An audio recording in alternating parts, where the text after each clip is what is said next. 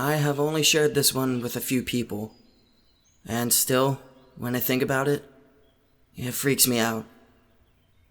I was 16 or so, and growing up in a small town, exploring out in the hills was the thing to do. This incident took place at the north end of Ruby Valley in Elko County, Nevada. Someday I will play around on Google Earth to try and find this place, but it is slightly north of the road off of Highway 93 that goes into Ruby Valley. I always like checking out old mine shafts and ghost towns. That shit really intrigues me. At the Burger Bar in Wells, Nevada, where I am from and grew up, they had these old turn-of-the-century maps under glass on the tables. On one of them, it showed several ghost towns just north of Ruby Valley. So, I figured I would go check them out, as I had not been in the area very often. I gassed up my 72 Dodge W200 pickup, and being a redneck and K, before 4chan even, I grabbed my HK91 and set out. I had found some old foundations in the lower country, and started heading into the mountains themselves, and started finding abandoned mine shafts. Shit was pretty cool, so I kept going up. I took this ancient road that was no more than an overgrown cattle path by this point in history, and came upon a tree blocking the road. It was an old pinyon pine, about 2 feet in diameter, that blocked the road. After the tree, the road continued straight for about 200 yards, then hooked right before coming back 180 degrees. I parked my truck in front of the tree and sat out on foot. I grabbed my HK91 with one 20-round magazine in the rifle and put one 20-round mag in my back left pocket. I always had my rifle with me, as I have encountered mountain lions in mine shafts before, and just generally, I like to shoot shit. Get up on the ridge lines and shoot boulders from a couple 100 yards away. Anyways, as soon as I climbed over the fallen tree, I had a fucking creepy feeling, as if I was being watched. I continued on for about 200 yards, to the point where the road started curving right and gaining elevation, going towards the cabin. At this point, I had the realization that not only did I feel like I was being watched, but it was also dead fucking quiet out. This was in June or so, as school had just got out.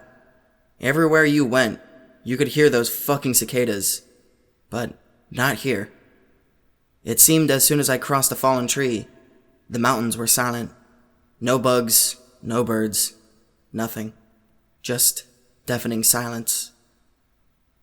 As I came up to the turn, there was this big fucking rock. The thing had to be about 15 feet in diameter. You could tell that it used to be on the road, but due to years of erosion, snow, and all of that shit, it had slid down just slightly off the road.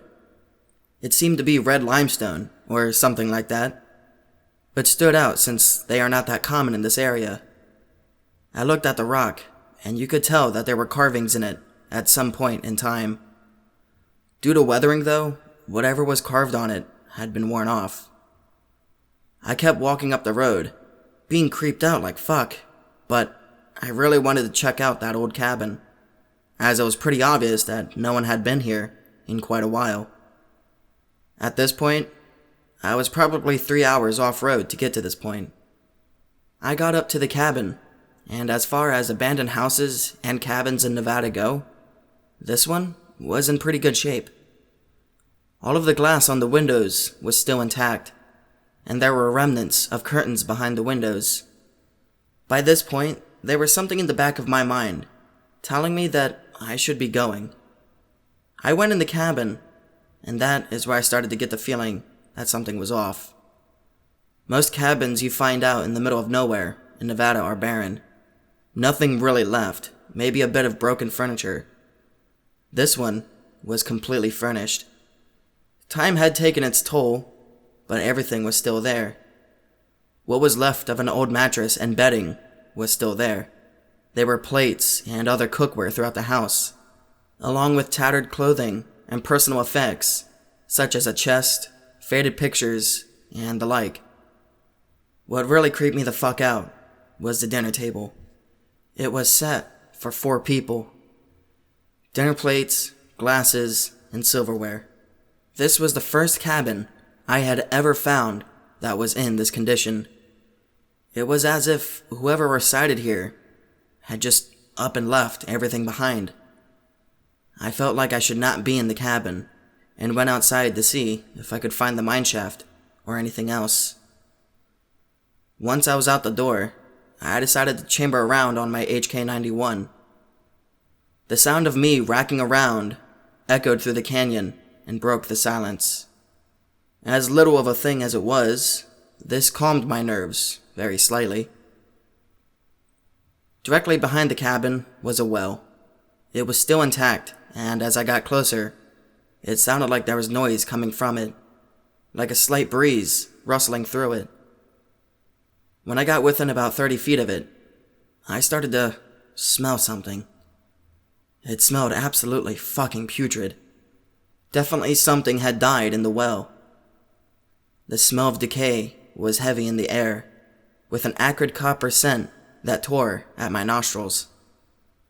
I did not want to get any closer to the well, and started walking towards the left, where I could see the opening to a mineshaft up on the hill. The closer I got to it, I could start feeling a breeze coming out of it. This is not really uncommon if you have explored mineshafts before, as the breeze could be coming in from another opening for the mine. But the thing was, it was perfectly calm. As far as I could see, there were no trees moving or any signs of wind. As I got closer, another thing that struck me as odd was the breeze coming out of the shaft was hot. Most of the time it is cool, as most mineshafts maintain a constant temperature. The closer I got to the shaft, the slower I moved towards it. Nothing since I crossed the fallen tree seemed right.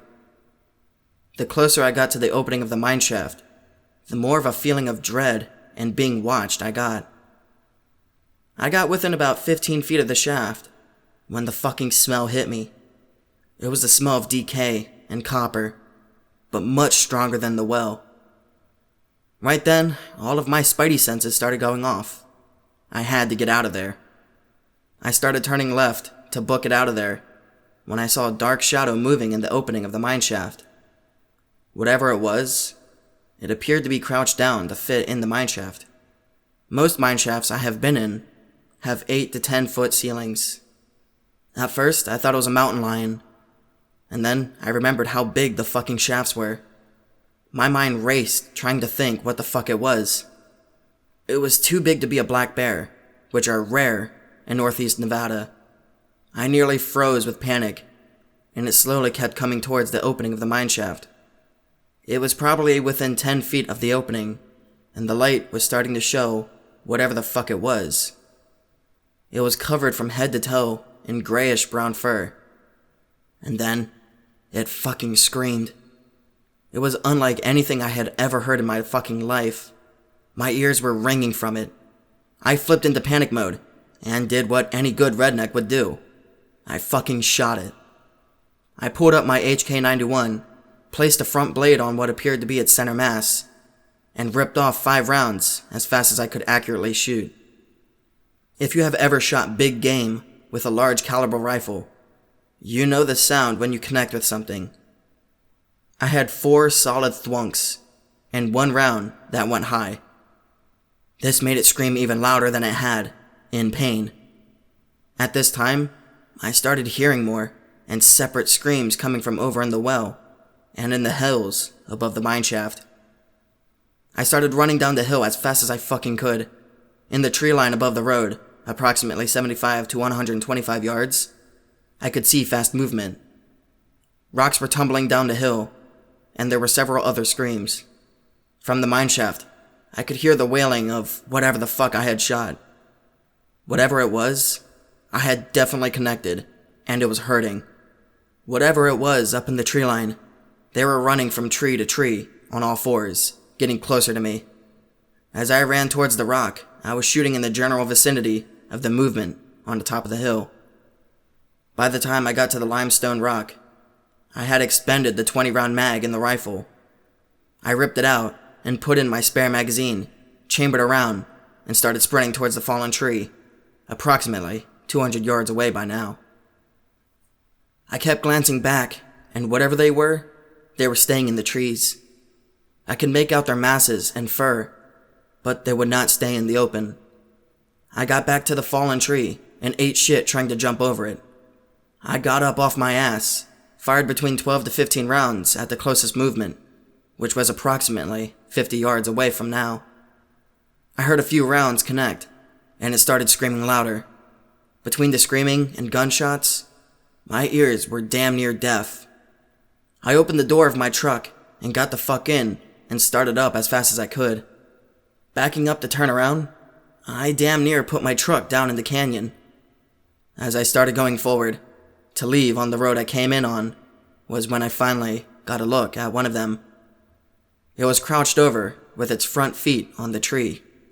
It was covered from head to toe in grayish brown fur, with long slender fingers with claws tipping off the fingers. The back of it was hunched, and the face was slender, most closely resembling that of a badger, but with sunken-in eyes. It was shaking its head back and forth, and it sounded like it was attempting to speak, but it was so garbled, and with the noise of my truck, I could not make out what the fuck it was. I averaged 50 to 60 miles per hour on a shitty dirt road that I had done 15 on the way in. I did not slow down or stop until I got back to pavement. By now, I was so shaken, I had to stop and collect myself. I got back to town and was in a bit of a shock. My dad had been a guide in the Ruby Mountains for about 20 years. He asked me how my trip went and where I went. He could tell that I was startled and asked where I had been. I told him that I had been north of Ruby Valley. He got quiet and asked if I had seen a cabin with a tree fallen over the road. I told him yes. He looked me in the eyes and told me that it was somewhere that I should never go again, especially alone. We never spoke about it again after that. I tried researching it a bit a few years past, asking some old-timers, and one of them told me a story about the rubies. I'll be quick on it. During the 40s and 50s, the Army Air Corps operated out of the Wendover Air Base. Every now and then, during shit weather, a B-25, B-17, or B-29 would smack the rubies due to poor visibility. Some of the local ranchers got recruited to help the military go up to a crash site during the winter to recover the bodies. A rancher I was talking to told me that it took them about 3 days to get up to where the crash was, on horseback, and recover the bodies. He said when they got to the wreckage, all of the crew members were laid out, side by side, next to each other in a clearing in the wreckage. Many of them had severed limbs, and it was apparent they all died on impact. Somehow, they ended up laid out next to each other. This was at nearly 10K feet elevation too. I have never been back there. Part of the reason is I live in western Nevada now. But in the back of my mind, there is something that is telling me I should go back. And one day, I do want to go back. This was back in 2001, before camera phones, and I was too broke to afford a digital camera. I want to go back with a camera, preferably a GoPro on my helmet, and with several friends that are armed. Just something about there, even with the shit I experienced, is drawing me back. One day, I will go back. I guess I need closure on what happened that day.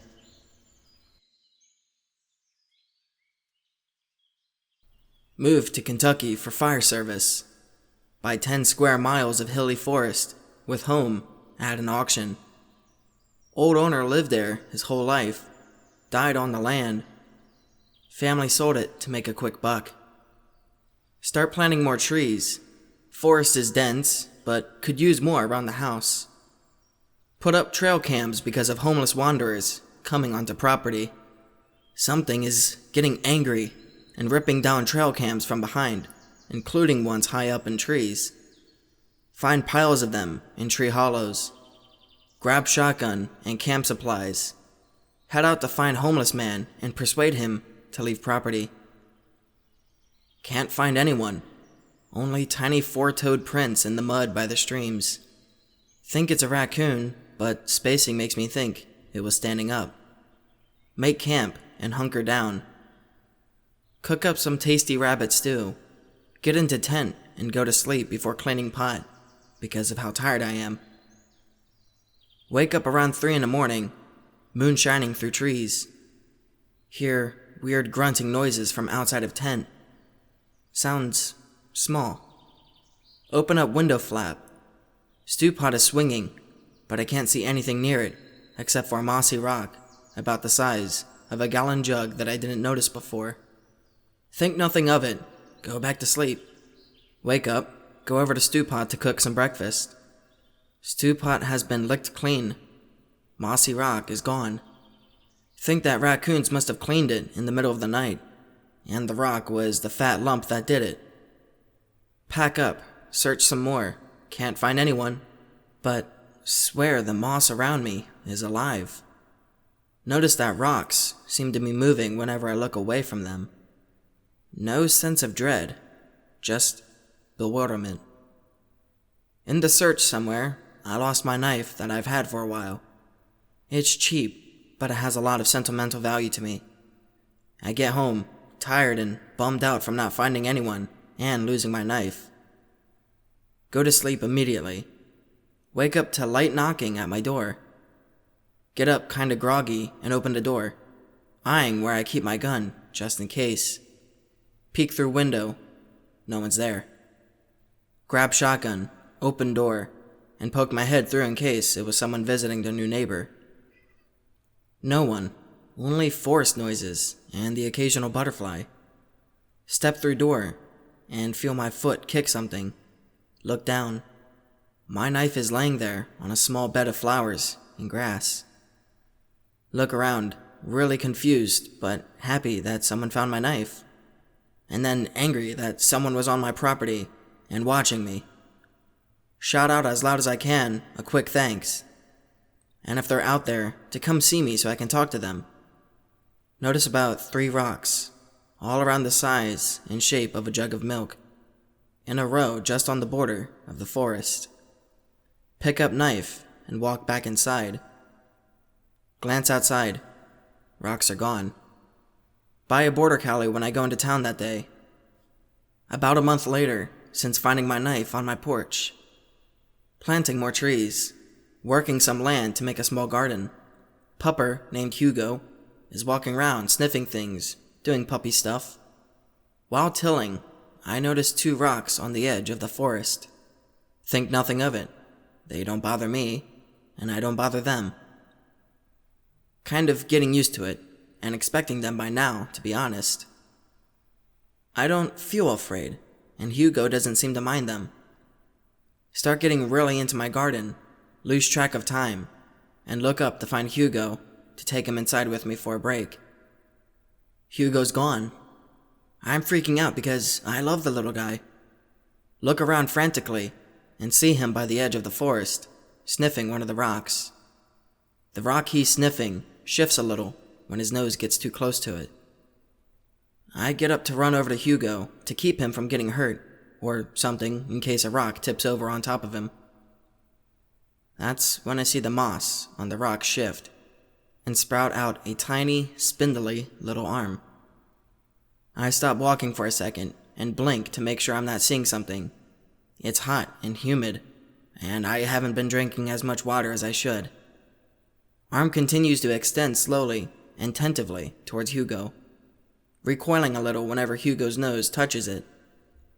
I stand back up, a little cautiously to not spook the rock thing.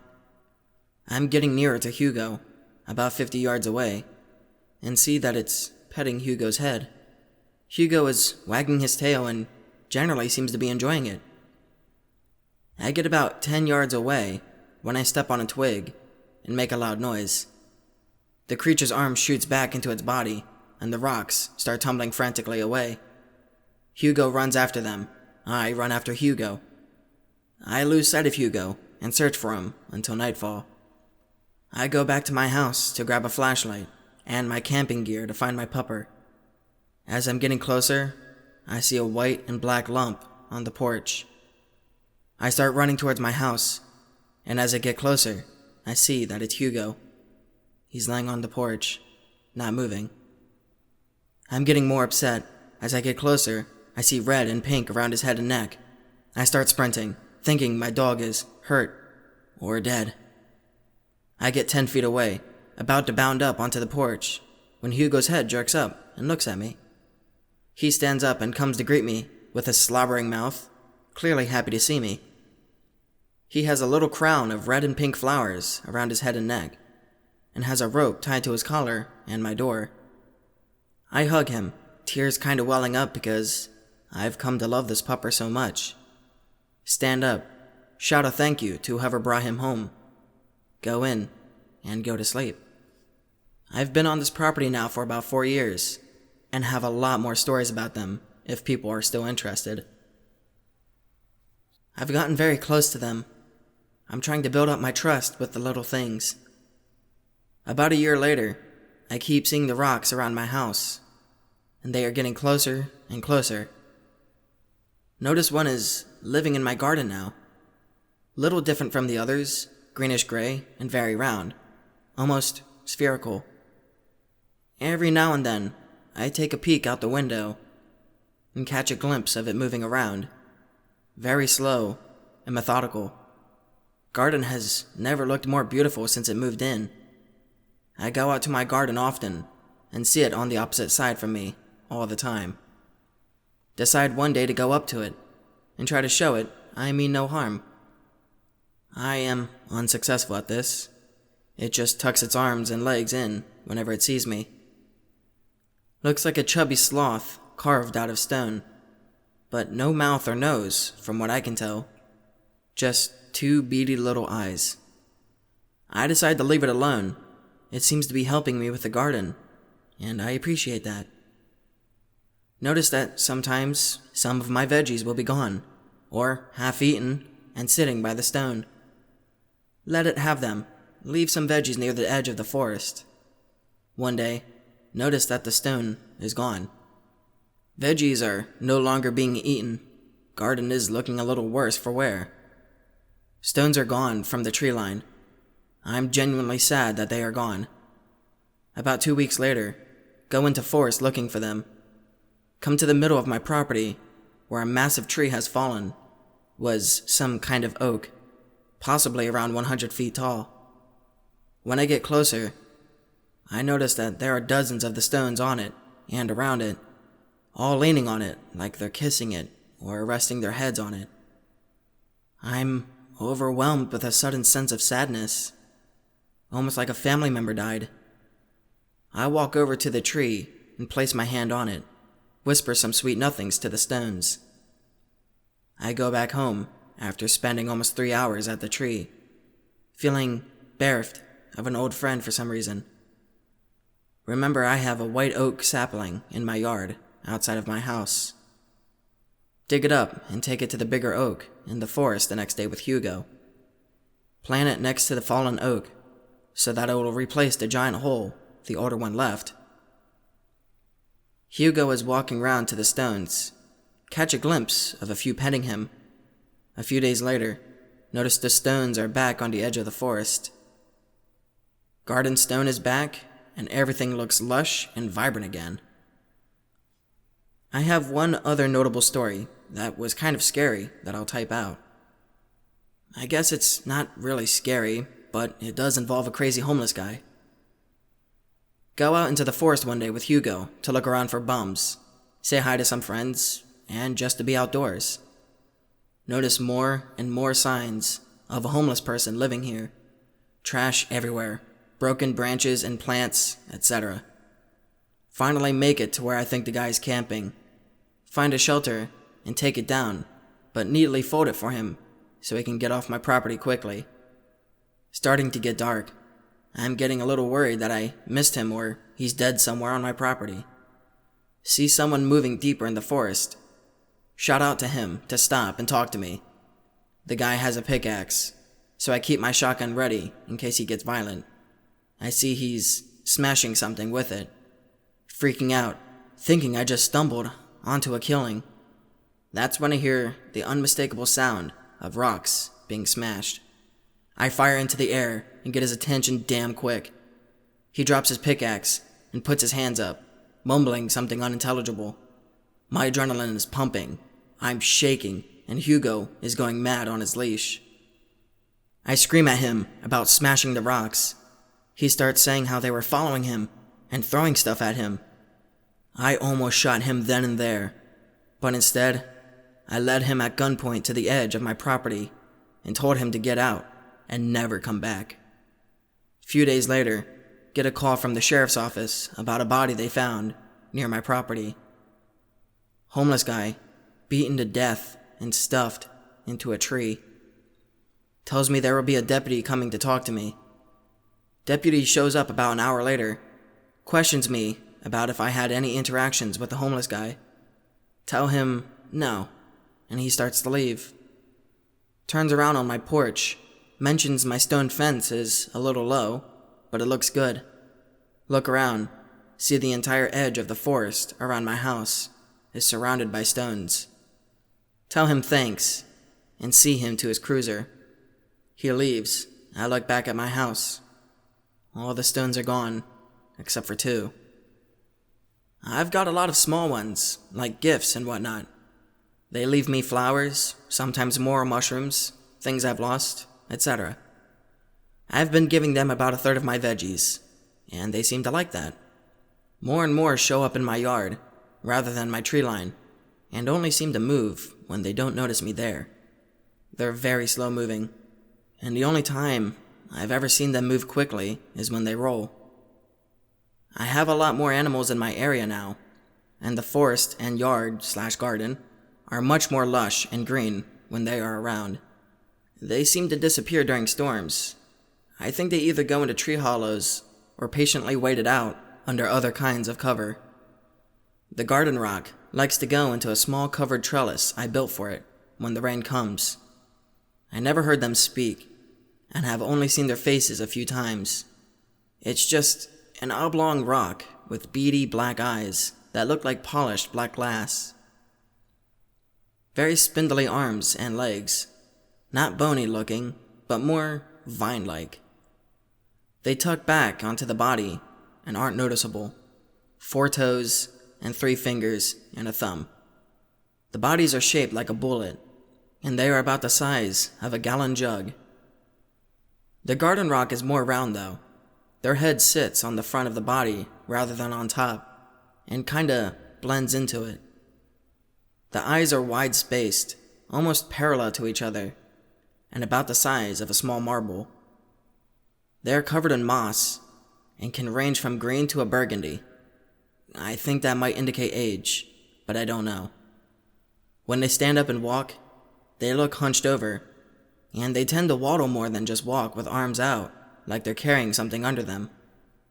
There were a couple things left in the house, like some personal documents, mostly health records. Other than that, I know the guy came from Holland, and that he built the house when he came over in the 50s. None of his family wanted the land, they just seemed to want to make some quick cash. I did let them spread his ashes in the forest though, because that's where he spent most of his time with his wife. Her ashes were also spread out there, according to their daughter. He seemed like a sweet old man. He liked wood crafting, and I find some of his stuff here and there in the basement and the shop. I left a figure out that he made on the porch, and the next day, it was gone. Not sure if they took it, or if it was some other animal passing through.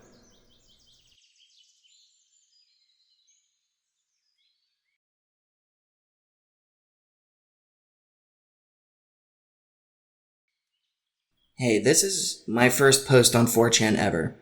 I'm kinda weirded out because sometimes I come here to read stories when I'm bored, but this thread really hit home.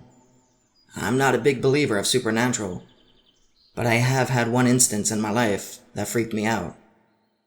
It is eerily similar to several other stories I read here describing skinwalkers, It happened in a place called Miracle Mile, or around there in the state of Wyoming.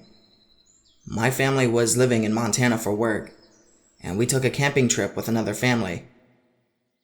I will tell the whole story in the next post, once I know this is how you respond. Believe me when I say this is my firstborn on 4chan ever. Looks like it worked. Feel free to ask any questions, as this will take some time to type the full story.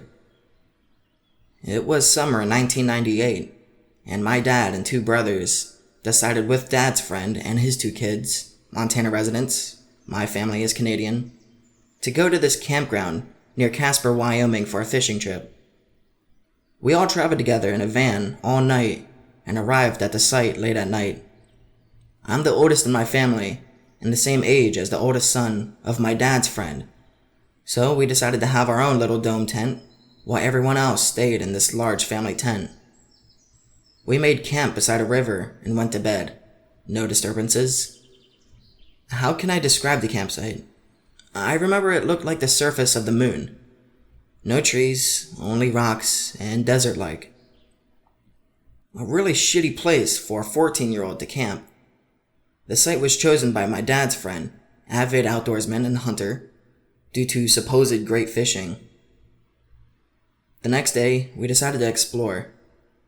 All the kids headed off to see the river and play around. While hiking, we came to this large rock outcrop. The base was stained black in large blotches the size of dinner plates, and we found animal bones on the ground. Kinda cool, but not anything us young kids thought of as weird. The day was spent in general kid fashion, and as night came, we had a nice meal and sat around fire. We began hearing weird noises, almost like a baby crying, soft and distant. All the kids were freaked out, but my dad's friend assured us it was a bobcat and very far away. Don't know anything about this and would appreciate anyone knowledgeable in this to confirm. Either way, he had a rifle in the truck and a pistol 38 with snake shot. Believe he called it for ammo, so we decided to file it under not an issue and went to bed. Me and my friend were in our own tent playing cards when we heard some movement outside. This was about an hour and a half after everyone went to bed, so we slowly zipped the fly down a little and looked outside. My father's friend was walking the perimeter with his gun drawn, almost searching for something. We kept quiet while we watched him pace around with a concerned look on his face. Before he went to the main tent, he retrieved his rifle from the truck and loaded it, taking it with him to the big tent. We never heard anything else and passed out for the night. The next day, we asked my friend's dad why he was outside last night with his gun drawn. He told us not to worry and that he had thought he just heard something in the camp. That was fishy for us, but I could tell he was still a little weird about it. I should say that he is not a crazy man. He is actually a very intelligent engineer, with no paranormal thoughts. We believe he was just worried about a legitimate dangerous animal, causing damage or being danger to the camp. That day, we did have some weird occurrences. Number 1, we discovered several dead rodents on the rock with black stains. We now think the other stains were Orderkill's blood marks. Very weird, and have no idea how they got there. Number 2, we discovered tracks in the sand around the camp. They almost circled the camp 25 meters around us, well within where darkness would have been. My dad's friend said they resembled coyote, but larger. The amount of tracks indicated more than one. I don't know if coyotes are in Wyoming, but I assume they are. And number 3, our cooler in the truck bed was opened and food was rummaged. This pointed to raccoons, as they could climb and could manipulate the cooler easily. Did not explain the tracks though, as they were definitely not raccoon prints.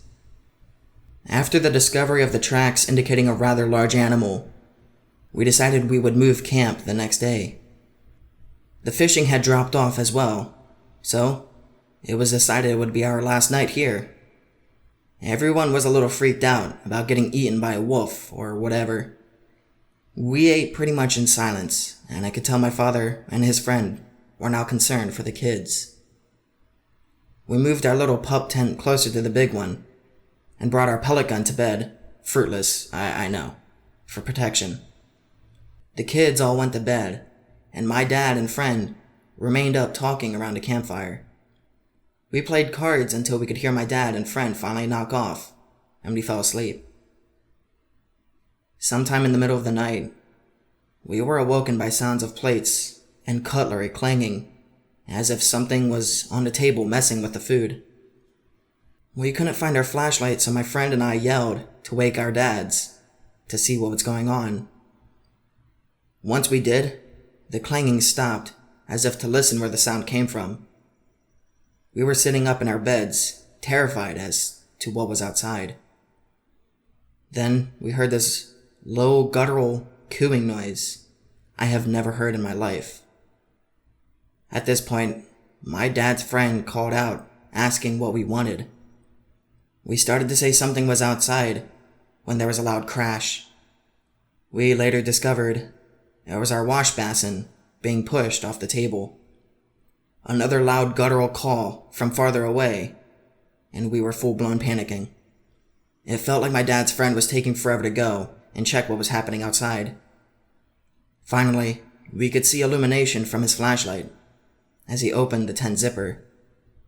This is when all hell broke loose. I will describe the final events in my last posts as clear as I can remember them. The first thing I remember is my dad's friend yelling aloud to maybe frighten off the animal. Then came the actual scream as he yelled to my father to get the rifle. Panicked conversation as they assembled in the tent. We were yelling, now asking what's going on, when we heard the first gunshot. It was finally time to open our tent.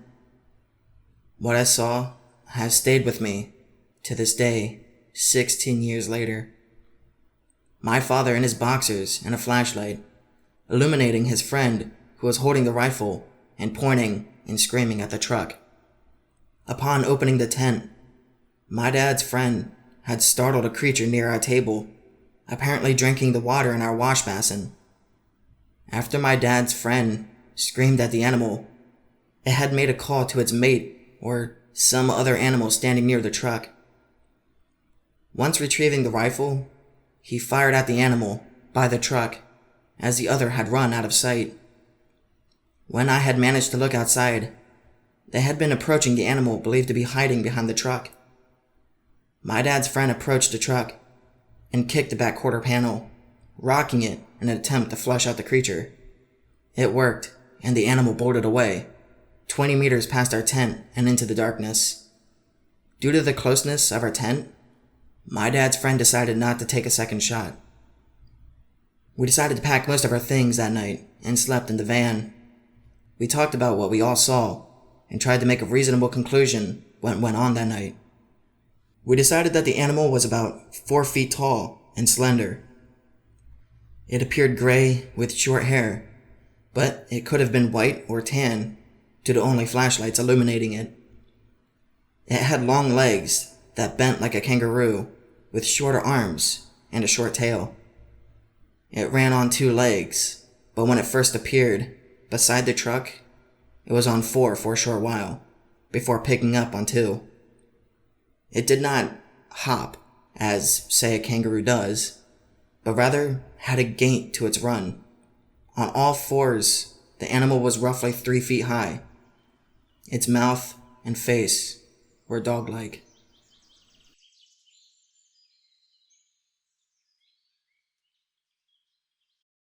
Thank you to this month's 6 squad pledgers: Neighborhood Beatard and Kesho Kishi,